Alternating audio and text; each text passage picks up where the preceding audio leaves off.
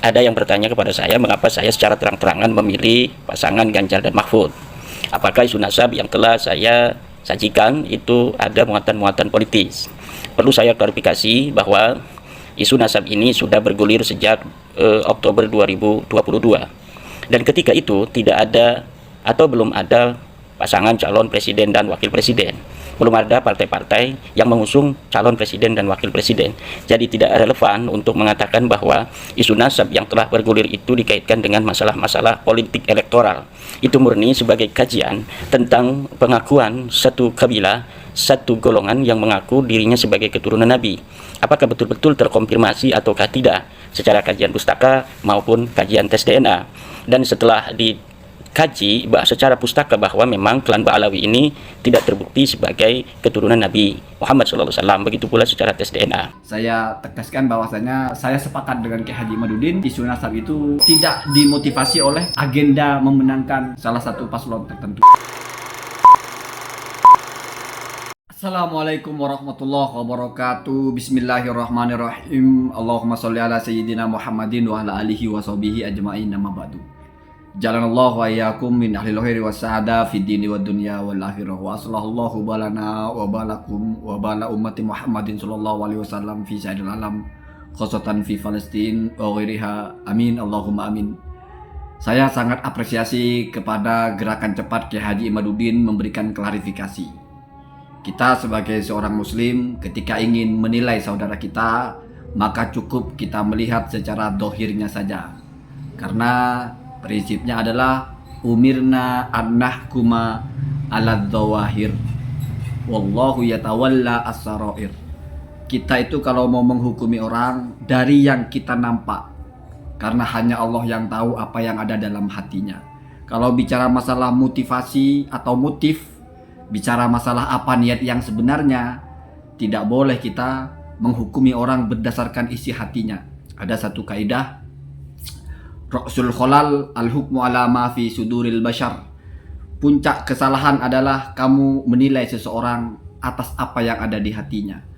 Ini pernah dilakukan oleh seorang sahabat ketika menebas lawannya yang sudah bersyahadat. Lalu oleh Rasulullah SAW itu ditegur dengan teguran yang diulang 3 kali dengan bahasa yang tajam. Apakah engkau membelah dadanya sehingga kamu tahu bahwasanya orang itu bersyahadat hanya mau ta'awidan saja, hanya agar terlindung, agar tidak ditebas. Karena kalau sesama orang Islam, kalau dia sudah bersyahadat kan sudah Islam, tidak boleh dibunuh. Apakah kamu sudah membelah hatinya? Itu berkali-kali diucapkan oleh Rasulullah. Namun bukan hanya masalah kita percaya secara dohir, kita juga menyaksikan narasinya Kiai Haji Imaduddin ini cukup realistis dan cukup logis, yaitu ketika berhujah dengan periodiknya.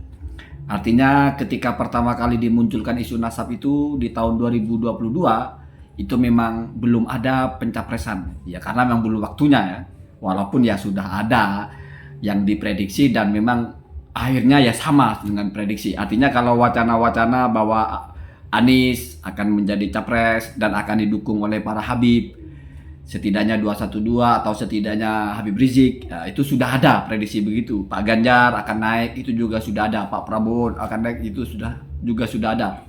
Tetapi kalau secara resmi, ya mana mungkin tahun 2002 sudah ada pencalonan presiden secara resmi. Sementara pencalonan resminya itu ya setidaknya baru tahun 2023 ya, beberapa bulan yang lalu ya.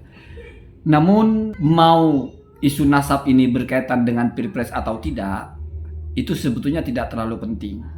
Kenapa?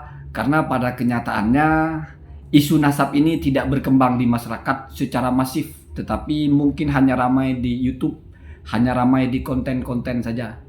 Karena kalau kita melihat isu nasab ini berkali-kali diteriakkan mereka itu palsu, mereka itu bukan dzurriyyah Nabi, catatan nasabnya terputus, leluhur mereka yang mengaku-ngaku DNA-nya DNA Yahudi.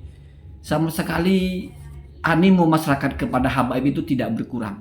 Justru saya kira adalah tindakan yang blunder kalau ada seorang paslon yang menunjukkan mengapresiasi atau bahkan menunjukkan minat bergabung dengan tim-tim atau kelompok-kelompok yang membatalkan nasab ini. Kenapa? Karena selalu saya bilang, seorang calon presiden itu sebisa mungkin harus mengakomodir, harus bisa menerima semua kelompok. Kalaupun memang harus berpihak, jangan lalu lagi berpihak kepada kelompok yang kecil. Kenapa? Karena justru ketika Anda berpihak kepada kelompok yang kecil, kalau dalam skema pro kontra, ini cuma 3 orang, ini 1000 orang, Anda ada di pihak 3 orang, yang milih Anda 3 orang. Sementara yang 1000 tidak milih Anda. Saya kira itu kalkulasi politik yang semua orang paham. Sekarang kita hitung-hitung saja seberapa besar pengaruhnya para pembatal nasab itu. Seberapa besar massa mereka. Justru ada konfirmasi dari pernyataan Kiai Haji Imaduddin itu bahwasanya memang ini mungkin tidak ada kaitannya dengan politik. Apa itu? Karena misalnya itu dianggap ada kaitannya dengan isu pilpres ini, berarti itu misalnya disetting sejak awal oleh salah satu paslon. Setidaknya paslon itu akan nampak siapa dengan adanya kenyataan bahwa mungkin paslon itu akan merapat kepada kelompok ini. Artinya misalnya mendatangi pesantrennya Gus Fuad atau pesantrennya Kiai Haji Imaduddin, menunjukkan minat ya, bahwasanya sepakat dengan pembatalan nasab itu. Kenyataannya terbalik, justru mereka yang datang.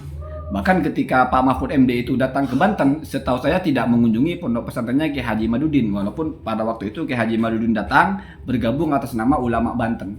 Jadi dari dua kenyataan itu, dari konfirmasi Kiai Haji Imaduddin, juga dari adanya animo atau minat capres Pak Ganjar ini kepada kelompok mereka, yang dimana itu tidak terkonfirmasi dalam artian bukan mendatangi tapi malah mereka yang datang, itu saya kira sudah cukup secara dohir kita menghukumi polemik nasab itu bukan disetting atau bukan diciptakan untuk pemenangan salah satu paslon tertentu.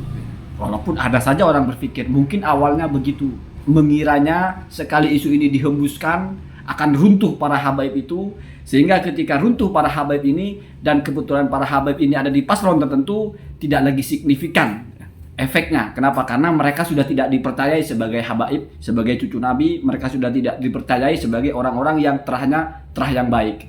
Tetapi kenyataannya kok tidak. Artinya mungkin seperti sebuah senjata yang diramu, tetapi ternyata gagal. Kalau senjata itu gagal diramu, konyol kalau tetap kita pakai. Itu mungkin salah satu analisa dari orang-orang yang tetap kekeh menuduh ini adalah ada kaitannya dengan pemenangan salah satu paslon. Kalaupun pada akhirnya mereka merapat ke Pak Ganjar, orang-orang yang kekeh membatalkan Mbak Alawi ini merapat ke paslon tertentu, yaitu misalnya paslon Pak Ganjar seperti yang kita lihat, seperti Gus Puan mendatangi, yaitu mungkin aspirasi politik mereka saja. Tidak mesti ini sudah ada kerjasama sebelumnya bahwa kalian harus merapat ke sini, saya biayai atau saya setting kalian ini untuk membatalkan nasab Balawi. Tidak mesti harus seperti itu. Jadi saya tegaskan bahwasanya saya sepakat dengan Kiai Haji Imaduddin bahwasanya isu nasab itu tidak dipicu atau tidak dimotivasi oleh agenda memenangkan salah satu paslon tertentu. Allahumma hdina hadasabil. Assalamualaikum warahmatullahi wabarakatuh.